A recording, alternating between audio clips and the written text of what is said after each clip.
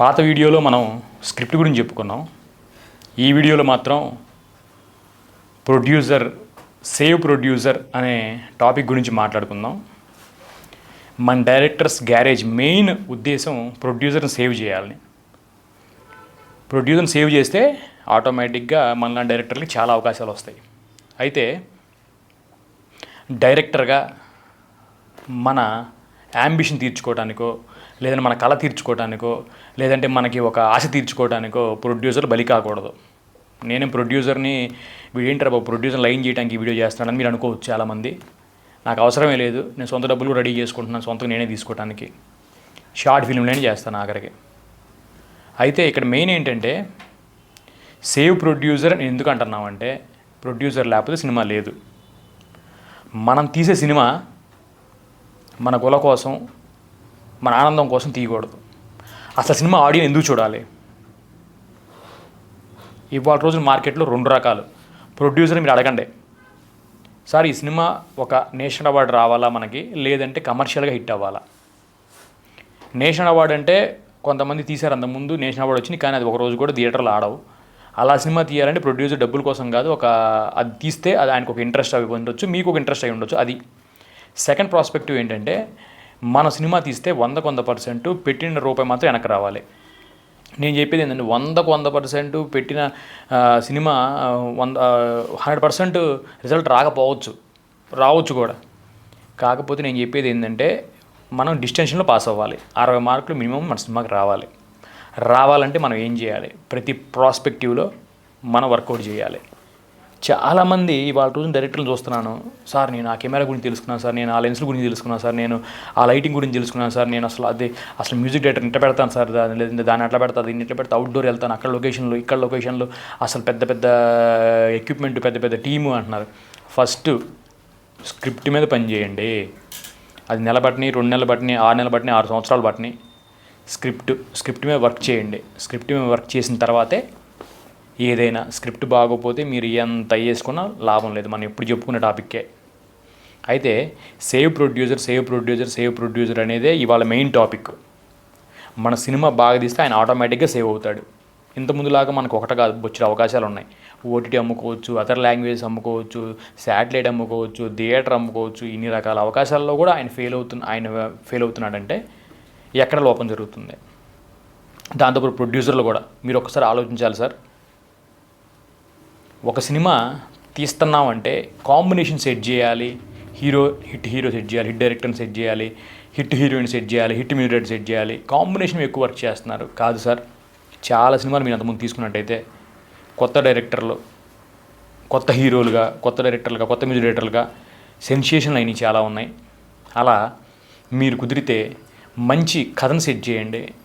First of all ప్రొడ్యూసర్లు మీరు అసలు సబ్జెక్ట్ సినిమా అంటే ఏంటి అని మీకు తెలుసు ఆల్రెడీ, మేము చెప్పే అందుకోవడం కాదు. కాకపోతే ఏంటంటే సార్, ఇప్పుడు చాలామంది ప్రొడ్యూసర్లు, పెద్ద డిప్రెషన్లోకి వెళ్ళిపోతున్నారు. వాళ్ళ బాధ చూసి మాలాంటి వాళ్ళకి వాళ్ళే అవకాశాలు ఇచ్చేది కాబట్టి, మాకు గురువులు లాంటి వాళ్ళు, లేదంటే వాళ్ళు ఒక స్కూల్ పెద్దలు లాంటి వాళ్ళు, స్కూల్ పాడైపోతే స్కూల్ అంతా స్టూడెంట్స్కి ఎలా బాధేస్తుందో మాకు అలాగే బాధేస్తుంది. కాబట్టి సార్, ముందు ఈ సబ్జెక్టు ఎలా, అసలు ఏంటి, అసలు స్టోరీ ఎలా రాయాలి, కాన్ఫ్లిక్ట్ ఎలా రేజ్ చేయాలి, 3 యాక్ట్ స్ట్రక్చర్ని ఎలా ఫామ్ చేయాలి, సినిమా స్టార్టింగ్ నుంచి హీరో ఇంట్రడక్షను, హీరో ఫైట్ చేయాలి, హీరో సాంగ్, ఇవన్నీ కాదు సార్. హీరోయిజం ఉండాలి, సాంగ్ ఉండాలి, అన్నీ ఉండాలి. దాంతోపాటు కాన్ఫ్లిక్ట్ ఎలా అవ్వాలి, బిగినింగ్లోనే ఇంటర్వెల్కి హుక్ అవ్వాలి, తర్వాత మిడ్ పాయింట్ అంటారు, ఇంటర్వ్యూకి మిడ్ పాయింట్ ఎలా రావాలి, లాస్ట్లో క్లైమాక్స్ ఎలా ఉండాలి.